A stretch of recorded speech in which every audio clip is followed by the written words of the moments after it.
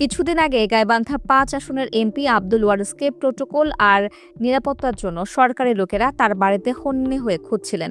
কিন্তু তারা কি জানতেন এই মহান মানুষটিকে ড্রয়িং রুমের নরম সোফায় পাওয়া যাবে না? তাকে পাওয়া গেল তপ্ত রোদে, কাদামাখা শরীরে, নিজের ফসলি জমিতে পরম মমতায় সার দিচ্ছেন। যারা ক্ষমতাকে ব্যবহার করে নিজেদের ব্যাংক ব্যালেন্স বাড়াতে চায়, যারা জনসেবার আড়ালে নিজেদের আখের গোছাতে ব্যস্ত, তাদের জন্য জামায়াতের এমপি বীর মুক্তিযোদ্ধা আব্দুল ওয়ারিস এক জীবন্ত চপেটাঘাত। কারণ যে নেতা মাটির ঘ্রাণ বোঝে না, সে মানুষের দুঃখ কোনোদিন বুঝবে না। সম্প্রতি সংসদ অধিবেশন শেষে ফিরেই বসে পড়েছেন নিজের হোমিও চেম্বারে। পদ পদবি বদলালেও বদলায়নি তার সাদামাটা জীবন। সাধারণ মানুষের সেবায় নিজেকে বিলিয়ে দেওয়ার এই দৃশ্যই বলে দেয় এমপি আব্দুল ওয়ারিস জনগণের নেতা, জনগণের বন্ধু।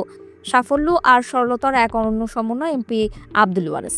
আজকের দিনে যখন এমপি মানে এই ক্ষমতার দম্ভ, শত কোটি টাকার ব্যবসা আর শীতাতপ নিয়ন্ত্রিত গাড়ির বহর, ঠিক তখনই এক উজ্জ্বল ব্যতিক্রম গাইবান্ধা ৫ আসনের মাটি ও মানুষের আপনজন বীর মুক্তিযোদ্ধা আলহাজ মোহাম্মদ আব্দুল ওয়ারিস।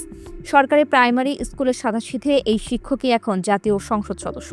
এমপি হওয়ার পর শত ব্যস্ততার মাঝে এখনও নিজ হাতে নিজের জমিতে কৃষি কাজ করেন। জামায়াত ইসলামী থেকে নির্বাচন করা বীর মুক্তিযোদ্ধা আব্দুল ওয়ারিস বিলাসী জীবন ছেড়ে সর্বদা মিলেমিশে থাকেন গ্রামের সাধারণ মানুষের সাথে।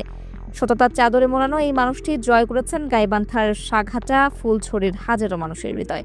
কৃষক পরিবারে বড় হওয়া আব্দুল ওয়ারিস সংসদ সদস্য হওয়ার পর পদমর্যাদা বদলালেও একটুও বদলায়নি তার মাটির প্রতি গভীর টান আর মানুষের প্রতি অকৃত্রিম ভালোবাসা।